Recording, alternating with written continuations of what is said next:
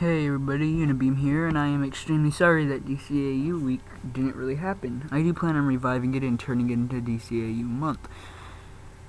And hopefully that happens in February, because it's kind of too in the middle of January, and I don't want to do it in the middle of January. Anyway, I got some news here. A couple of stories right here.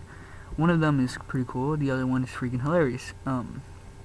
Starting off with the New 52 second wave, coming out in May of 2012 this year. Anyway, there's only 6 new ongoings, and one of them is actually kind of revived, but because it ended with a really crappy issue, but then they brought back with a one-shot a few weeks ago. Anyway, so let's get on with it. The first new ongoing is, of course, Batman Incorporated. Batman Incorporated is a great series, and a few weeks ago they released Batman Incorporated Leviathan Strikes. Now it says here, writer Grant Morrison and artist Chris Burnham. The acclaimed ongoing writer of Action Comics, Grant Morrison presents a fresh take on Batman Incorporated, in which the Batman brand is franchised globally in preparation for a major international threat. I'm picking it up. It's definitely great. It's gonna be great. It's Grant Morrison Batman. How can you fail? Next up is well, I have something to say real quick. Grant Morrison has never failed at Batman or Superman. At least not that I read.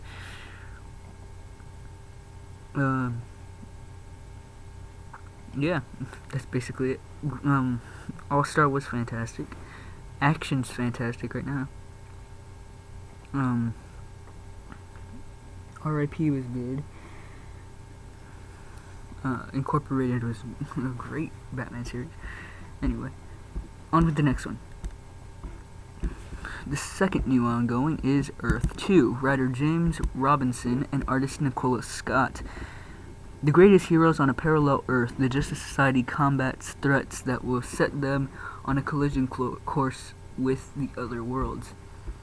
I'm picking it up. It's the Justice Society. Sorry, I haven't had a lot of sleep. Anyway. Next up is World's Finest. Writer Paul Levitz and artist George Perez and Kevin Maguire.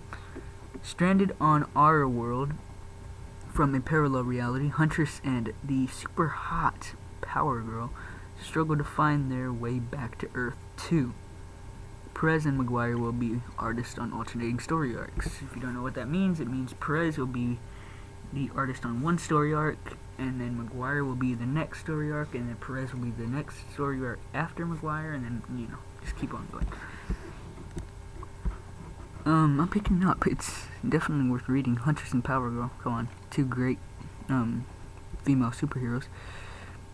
Plus Power Girl's hot. Anyway, next up is Dial H. Writer China Maville and artist Mattias Santalo. What's up with artists and writers having extremely hard to pronounce names? Anyway, the first ongoing series from the acclaimed novelist China Maville. This is a bold new take on the cult classic concept about a physiological effects on an everyday man, or an everyman, who accidentally gains powers and becomes a superhero. Or just a hero. I didn't know why. Anyway. I'm probably not gonna pick this up. I might, I don't know. I'll try it. Anyway. Next up is GI Combat. Writer JT Kroll. Stop. I'm not picking this up. But I still will read this to you. This is featuring the writer JT Kroll and artist Ariel Olivetti. Well, yeah, I hated JT Kroll's Green Arrow, so why should I pick up his GI Combat? And plus, I just don't really. trying to pick it up. Anyway, featuring the return of the classic DC Comics series, The War That Time Forgot, along with rotating backup stories and creative teams, including The Unknown Soldier with writer Justin Gray and Jimmy Polum. Anyway, and artist Dan Panosian, and The Haunted Tank with writer John I was gonna say Alucard right there. Arcadi and artist Scott Collins. I'm not picking this up, like I said. I just didn't like his Green Arrow enough. It wasn't really good. It was one of my least favorite books of the New 52 that I read. Ravagers. The Ravagers, I mean. Writer Howard Mackey and artist Ian Churchill. Spinning off from the Teen Titans and Superboy, this series finds 4 superpowered teens and runs on the run and fighting against the organization that wants to turn them into supervillains. And look at this. I'm not picking that up either. But look at this. To apparently put 6 new ongoings in there, you have to, of course, get rid of 6. Here it comes, guys, for those of you who were debating back and forth which issues were going to be canceled first. I have the answers right here. The 6 new series will replace, are you ready? Blackhawks, Hawk and Dove, Men of War, Mr. Terrific, OMAC, and Static Shock. I am not surprised by any of these, actually. Blackhawks and Men of War were one of their least selling comic books of the entire 52. Hawk and Dove just sucked ass. Mr. Terrific, I never heard anything from it, not one freaking word. Same with OMAC. And Static Shock, I heard the first issue was good, but I have not heard anything from the issues after that. All of these issues will conclude on their 8th issue.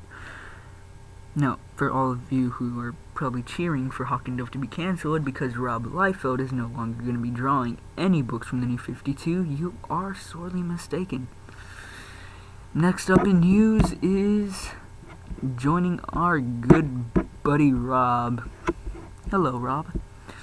Haven't seen your crappy art in a while. This May, artist-writer Rob Liefeld will take on the expanding role in the DC New 52. He will be joining 3 titles: Deathstroke. You can see his really crappy picture of Deathstroke right there. Grifter, and of course the Savage Hawkman, beginning with their 9th issue. I am not reading any of these, and I am glad. I'm glad that I'm not reading any of these.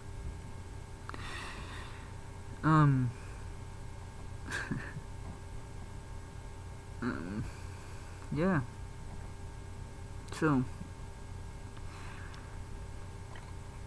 tell me what you think about these 2 stories. And I bet you lots of you were laughing because Rob's drawing 3 books.